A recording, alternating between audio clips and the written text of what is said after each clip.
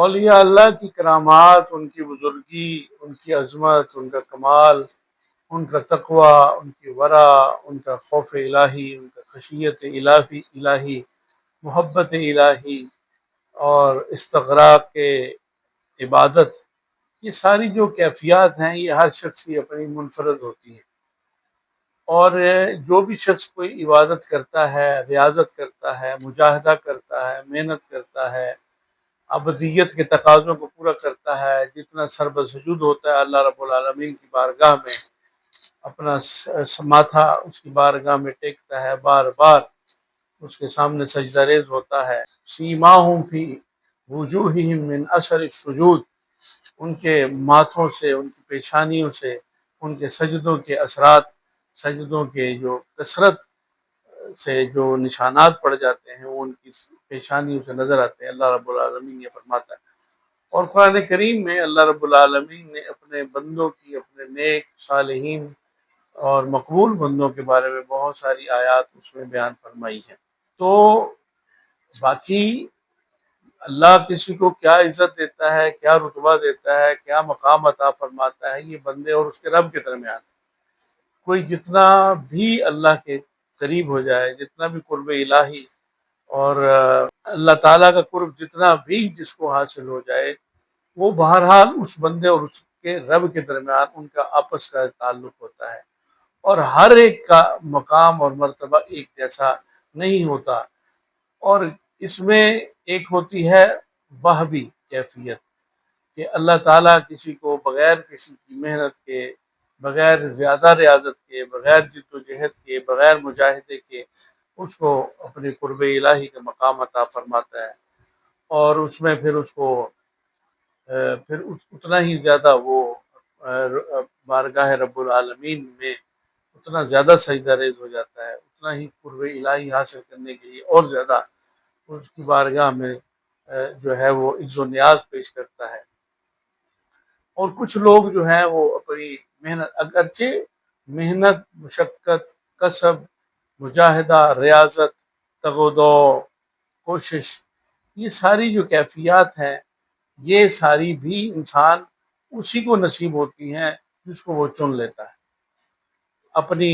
قربت کے لیے، اپنی محبت کے لیے، اپنی بندگی کے لیے وہ خاص لوگ منتخب کر لیتا ہے، پھر ان کے اندر وہ جذبہ ڈال دیتا ہے، وہ وارفتگی ڈال دیتا ہے، وہ کیفیت ڈال دیتا ہے کہ وہ بس پھر اس کے سوا کچھ نہ سنتے ہیں، نہ دیکھتے ہیں، نہ بولتے ہیں۔ تو یہ تو خیر کیفیات ہیں مختلف اولیاء اکرام کی، اولیاء اللہ جو اللہ کے برگزیدہ بندے ہو چکے ہیں تاریخ میں، ان کے بہت سارے واقعات، ان کے کرامات، ان کے قصے، ان کے واقعات جو تاریخ کی کتابوں میں ملتے ہیں، پھر اسی کو بیان کرتے ہیں ہمارے حضرات علماء کرام، اور اس کے ساتھ ساتھ پھر بہت ساری جو کچھ ایسی واقعات منسوب کر دیے جاتے ہیں جو بظاہر عقل اور شعور اور بظاہر قرآن و سنت کی تعلیمات کے بھی برعکس ہوتے ہیں۔ تو اور ان کو اس جوش و جذبے کے ساتھ بیان کر رہے ہوتے ہیں، اس وارفتگی کے عالم میں بیان کر رہے ہوتے ہیں، اور اس عقیدت کے ساتھ اس کو عقیدہ بنا کر پیش کر رہے ہوتے ہیں کہ گویا جو سننے والا ایک عام آدمی ہوتا ہے اس کو یہ اندازہ ہی نہیں ہوتا کہ جو کچھ وہ سن رہا ہے، جو کچھ اس کو سنایا جا رہا ہے، وہ اس کی کیا اہمیت ہے، وہ کیا ہے، کیا نہیں ہے، کیا یہ کوئی عقیدے کی بات ہے،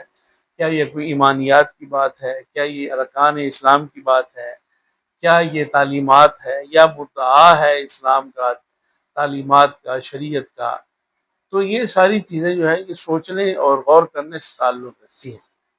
اور ان کے بارے میں ان کو واضح کرنا بھی بہت زیادہ ضروری ہوتا ہے۔ واقعات کو واقعات کی حد تک ہی رکھا جانا چاہیے۔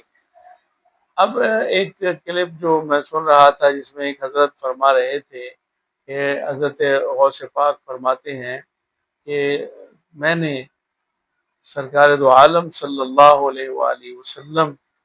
آپ نے جہاں جہاں قدم مبارک رکھا میں نے وہاں اپنا قدم رکھا۔ نعوذ باللہ، استغفر اللہ، نقل کفر نباشد۔ اب یہ بات بھی کرنے والی ہے، اگرچہ یہ ایک تمثیلاتی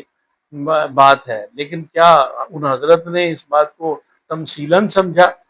یا انہوں نے پھر آگے سمجھاتے ہوئے بھی یہ بتایا کہ یہ ایک تمثیل ہے، ایک مثال ہے،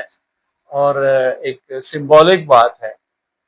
کیونکہ پریکٹیکلی تو ایسا نہیں ہوا۔ حالانکہ بات کرتے ہوئے انہیں یہ کہنا چاہیے تھا، اور کوئی بھی اللہ کا ولی کتنا بھی وہ مقام و مرتبے پر فائز ہو جائے،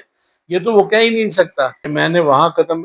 یہ تو کوئی کہہ ہی نہیں سکتا کہ میں نے وہاں قدم رکھا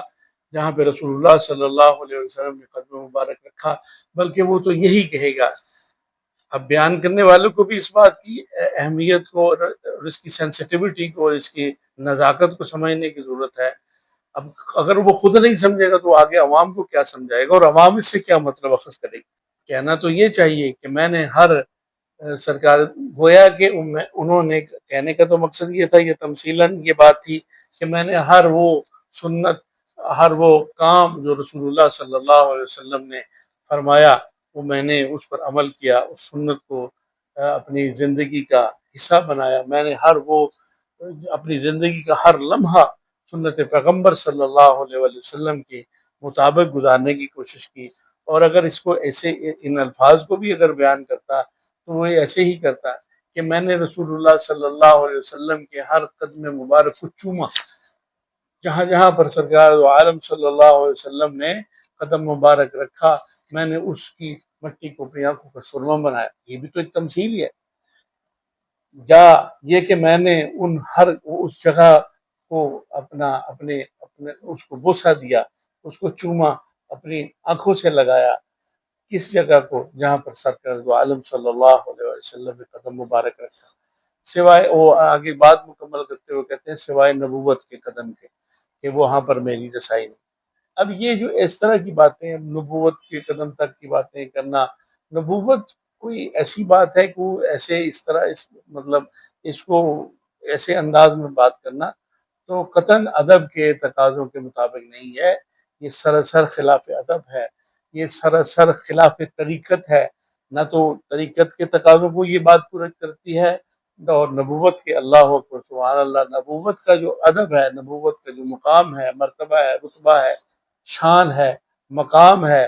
اور پھر خاتم الانبیاء والمرسلین صلی اللہ علیہ وسلم کا مقام و مرتبہ، وہاں جہاں اللہ اکبر جبرائیل رسول اللہ کے قدم چومتے ہیں،